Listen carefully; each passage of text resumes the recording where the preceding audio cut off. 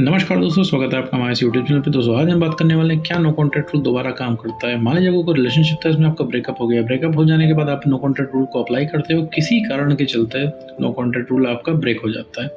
फिर ऐसे में कन्फ्यूजन आती है, क्या नो कॉन्टैक्ट रूल दोबारा काम करता है? दोबारा से अगर इसको अप्लाई करेंगे तो क्या उतना ही इफेक्टिव होगा? क्या उतना ही इफेक्टिव होता है नो कॉन्टैक्ट रूल?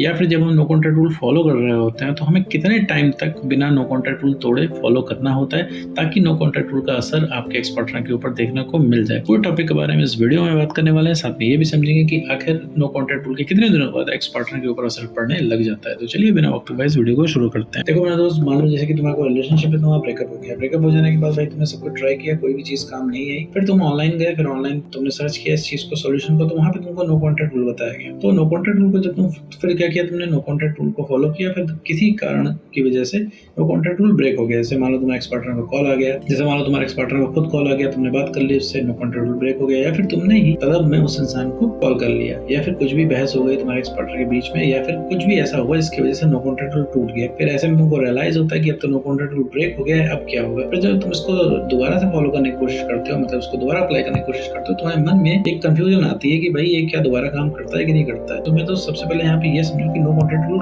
काम किस तरीके से करता है, इसकी फंक्शनिंग क्या है, वर्किंग क्या है। ब्रेकअप होता है तो ब्रेकअप हो जाने के बाद इमोशंस जो होते हैं बहुत ज्यादा वोलेटाइल हो जाते हैं। मतलब कहने का मतलब तुम बहुत ज्यादा इमोशनल होते हो, सारा डिसीजन तुम्हारा लगभग इमोशनल ही होता है। तुम्हारी भी सही गलत में फर्क करने की क्षमता रिलेशनशिप के मामले में एकदम कम हो जाती है, क्योंकि तुम किसी भी बात पे एग्री करने के लिए रेडी होते हो। जैसे तुम्हारा एक्स पार्टनर इस समय तुमसे कुछ भी करा सकता है, किसी भी बात पे तुम्हें एग्री करा सकता है वो इंसान। अगर रिलेशनशिप में आने किसी भी चीज पे एग्री करा सकता है, मतलब अगर वो रिलेशनशिप में वापस आने के नाम पे वो तुमसे कुछ भी करवा सकता है, किसी भी चीज पे एग्री करवा सकता है। तुम ये चीज नहीं सोच रहे हो कि वो इंसान तुम्हारी कितनी बेइज्जती कर रहा है, तुमको कहीं का नहीं छोड़ रहा, लेकिन तुम्हें वो इंसान हर कीमत पर वापस चाहिए, किसी भी तरीके से वापस चाहिए, क्योंकि तुम अभी उसके बिना रह नहीं पा रहे हो। सोते क्योंकि तुम्हारे दिमाग में 24 घंटे एक्स पार्टनर चल रहा है, सोते जागते खाते पीते टाइम एक्स पार्टनर तुम्हारे दिमाग में है। इस वजह से तुम्हारा जीना हराम है, जिसके चलते तुम हर कीमत पे एक्स पार्टनर को या तो वापस पाना चाहते हो, या तो उसकी यादें अपने दिमाग से हटाना चाहते हो। ठीक है, तुम एकदम बीच का रास्ता चाहते हो। तो फिर ऐसे केस में जब तुम नो कॉन्टैक्ट रूल फॉलो कर रहे होते हो, तो नो कॉन्टैक्ट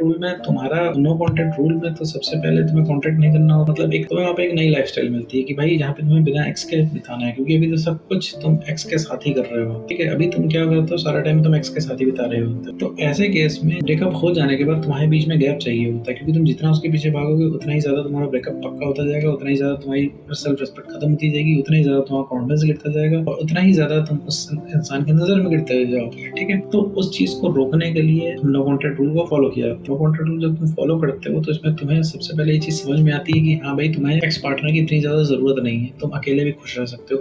दूसरी चीज है, तुम अकेले भी बढ़िया लग सकता है। फिर तीसरी चीज है कि जब तुम नो कॉन्टैक्ट रूल को फॉलो कर रहे हो तो तुमको बहुत सारी चीजें समझ में आने लगती है जो तुम्हें ब्रेकअप के टाइम नहीं समझ में आती, क्योंकि तुम्हें देखो अंदर से ये तो चीज पता है कि एक्स पार्टनर के पीछे नहीं भागना चाहिए, और उस जो इंसान तुम्हारी बेइज्जती कर रहा हो उससे बात नहीं करना चाहिए, जो इंसान बदतमीजी कर रहा हो उससे बात दोबारा नहीं करनी चाहिए, जहाँ पे उनसे बात नहीं करना चाह रहा हो वहाँ पे तुम्हें वापस नहीं जाना चाहिए। लेकिन तुम फिर भी चाहते न चाहते हुए कर रहे हो। क्यों कर रहे हो? क्योंकि तुम्हारी आदत बनी हुई है, क्योंकि तुम 2 मिनट सोच भी नहीं पा रहे हो, तुरंत उस इंसान को कॉल मैसेज कर दे रहे हो, तुम किसी भी तरीके से उस इंसान को वापस पाना चाहते हो। नहीं फर्क पड़ता है कि वो इंसान तुमसे कैसे बिहेव कर रहा है, और ये चीज तुम्हारे दिमाग में बैठती चली जा रही है, क्योंकि आज तुम्हें उस इंसान की जरूरत है, तुम उस इंसान की सारी गलतियां माफ कर रहे हो, कल तुम्हारी उस इंसान के साथ जरूरत खत्म हो जाएगी, तुम खुद उसके साथ नहीं रह पाओगे। लेकिन अभी के लिए तुम चाहते न चाहते भी उस इंसान के पीछे भागने से खुद को रोक नहीं पा रहे हो, तुम्हें भी पता है गलत है। तो इसी चीज को फॉलो कराने के लिए, इसी चीज को रियलाइज कराने के लिए, इसी चीज को प्रोसेस करने के लिए, इसी चीज का गैप देने के लिए हम नो कॉन्टैक्ट रूल को अप्लाई करते हैं। नो कॉन्टैक्ट रूल किसी भी एक्स पार्टनर को वापस लाने के लिए नहीं यूज किया जाता है, इसे खुद की आदतों को ब्रेक करने के लिए यूज किया जाता है, जिसकी वजह से एक्स पार्टनर दोबारा से रीअट्रैक्ट होता है, दोबारा से उसको गलती का रियलाइज होता है। क्योंकि गलती का रियलाइज किसी भी इंसान को तभी होगा जब तुम उस लायक बन जाओगे। उस लायक बनने का मतलब है कि जब तुम पहले जैसे हो जाओगे, तभी उस इंसान को लगेगा कि हाँ, तुमसे ब्रेकअप करके उसने गलती की। क्योंकि अभी तो भाई वो इंसान तुमसे ब्रेकअप करके खुश है, क्योंकि उसे पता है कि तुम कहीं नहीं जा रहे हो और तुम पहले जैसे रह ही नहीं गए हो, मतलब तुम्हारी खुद की कोई सेल्फ रिस्पेक्ट नहीं है, पूरा इमोशनली उस इंसान के ऊपर डिपेंडेंट हो गए हो, और कोई भी बात अब बची नहीं है करने के लिए। जब कुछ बचा ही नहीं रिलेशनशिप में, तो वो इंसान कैसे रुक पाएगा?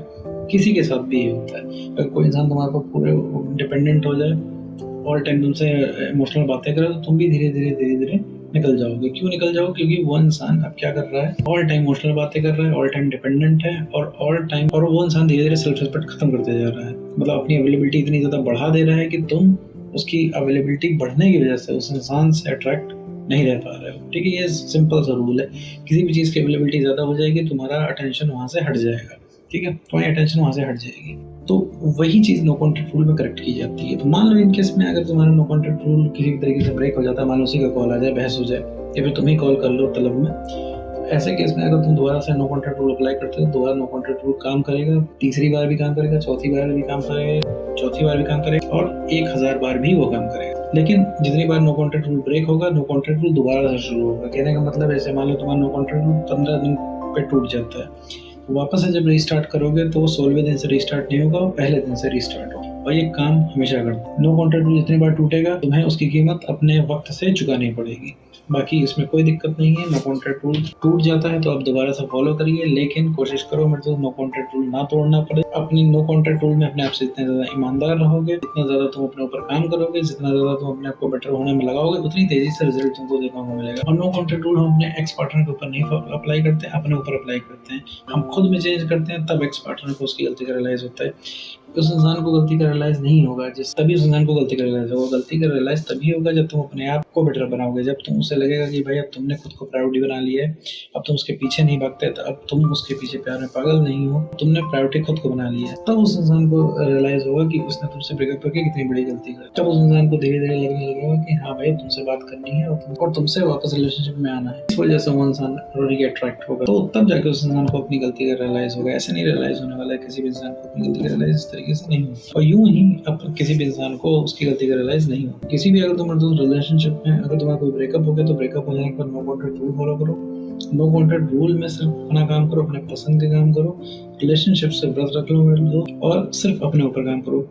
सेल्फ रिस्पेक्ट को गेन करो, कॉन्फिडेंस को बढ़ाओ और इमोशनली स्टेबल बनो। तो सबसे पहले अगर कोई रीअट्रैक्ट होगा, किसी को अगर अपनी गलती का रियलाइजेशन होगा, तो वो होगा तुम्हारा एक्स पार्टनर। तो उम्मीद करता हूँ दोस्तों आज की वीडियो को समझ में आएगा। तो आज की वीडियो बस